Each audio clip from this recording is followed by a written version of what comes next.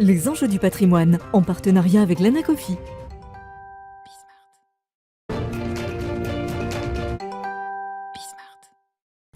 On se retrouve depuis l'université d'été de l'Anacofi où Bismart est présent en fil rouge tout au long de la journée. Et nous allons à présent parler de digital, voir le lien entre du coup la gestion de patrimoine ou la gestion de son épargne et la transformation numérique. On en parle avec Nebojša Srećković, secrétaire général de l'Anacofi. Bonjour.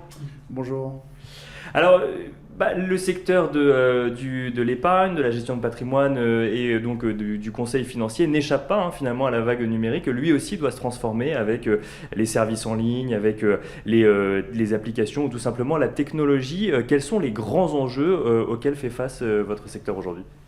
Alors, aujourd'hui, la chance qu'on a, c'est que sur la partie digitale et la complexité de la réglementation fait que l'outil digital est vraiment indissociable de l'activité, puisque aujourd'hui, on parle de RegTech, d'AssureTech et de FinTech. Et c'est vraiment là le point important. C'est pour ça qu'au sein de l'Anacofi, on avait déjà anticipé il y a quelques années de ça en créant un observatoire digital pour recenser tous les intervenants du métier qui peuvent intervenir dans les différents cellules réglementaires sur lesquels nous opérons. Et il y a un vrai enjeu dessus pour le cadre du développement et la communication client. Et alors, là, vous me parlez du développement et de communication client, mais l'enjeu, du coup, j'imagine que c'est quand même de la sécurisation, c'est quand même de rassurer les gens sur le fait que épargner, c'est plus forcément aller voir son conseil, mais c'est le faire directement en ligne. On est dans quel état d'esprit aujourd'hui ? On est sur une demande client, mais une profession qui, du coup, cherche encore à trouver des réponses, ou au contraire, un manque d'appétence des clients, justement, par des craintes sécuritaires ou autres ? Alors nous, dans la partie métier, aujourd'hui on a cette chance, c'est que le client souhaite être tout le temps accompagné. Donc effectivement, il y a des opérations qu'il peut réaliser tout seul en ligne via la gestion de son compte titre, puisque c'est de l'argent on va dire un peu fun, ils se font plaisir avec de l'achat-vente. Mais quand on parle d'organisation et de stratégie patrimoniale, on est là pour les accompagner sur des stratégies longues. Et là, le client a vraiment besoin de nous pour être accompagné. Ce qui n'empêche pas, du coup, d'utiliser le digital, cette fois-ci, comme outil de contrôle pour le client, puisque la confiance n'exclut pas le contrôle. Et on leur donne accès aujourd'hui, grâce au digital, à l'intégralité de la vision des actions menées par les cabinets.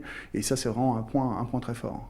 Donc en fait, il y a deux sujets si je comprends bien. Le premier, c'est agir soi-même sur son épargne via des outils en ligne. Et le deuxième, c'est suivre finalement et utiliser le numérique comme un tableau de bord de décisions qu'on aura prises pour le coup physiquement avec son conseiller de manière un peu plus traditionnelle.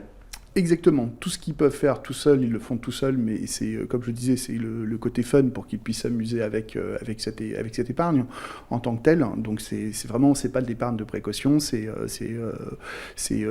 un choix stratégique, surtout sur les plus jeunes générations. Il y a une notion de montant peut-être entre ce qu'on est prêt à investir directement en ligne et ce pourquoi on a envie de se déplacer et de discuter avec un professionnel ?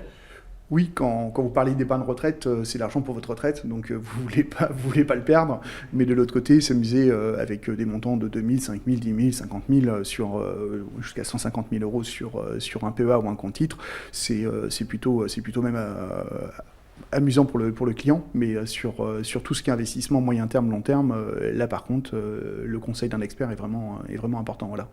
Et alors justement, ces experts, ces professionnels du secteur de la gestion de patrimoine, comment est-ce qu'ils voient cette arrivée, donc du coup, des solutions technologiques dans leur secteur d'activité, parfois avec eux, parfois sans eux, ça peut être des nouveaux acteurs qui arrivent. Comment est-ce qu'ils voient cette évolution et comment est-ce qu'ils s'adaptent ? Aujourd'hui, grâce au digital, on n'a plus de complexe d'infériorité par rapport aux banques privées, puisque aujourd'hui on est en capacité de démontrer aux clients qu'on propose des services équivalents, voire supérieurs.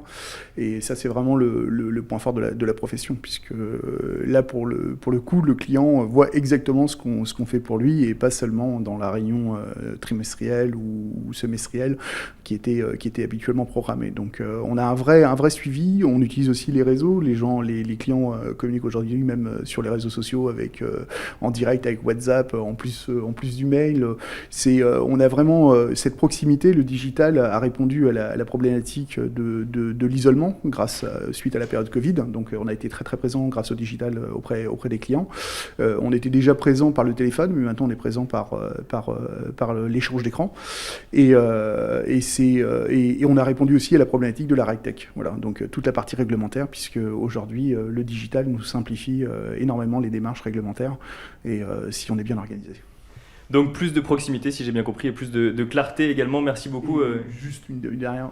Et ce qu'il faut retenir, c'est que les digitales, c'est vraiment plus de temps qui nous est à disposition pour suivre nos clients. Donc c'est vraiment un vrai progrès. Et donc du coup, plus de temps. Effectivement, merci beaucoup Nebojsa Srećković d'avoir répondu à nos questions. Je rappelle que vous êtes secrétaire général de l'Anacofi et également donc du coup spécialiste de ces questions du numérique au sein de l'Anacofi. Merci à vous également de nous avoir suivis. On se retrouve du coup un petit peu plus tard dans la journée, toujours en direct de l'université d'été de l'Anacofi.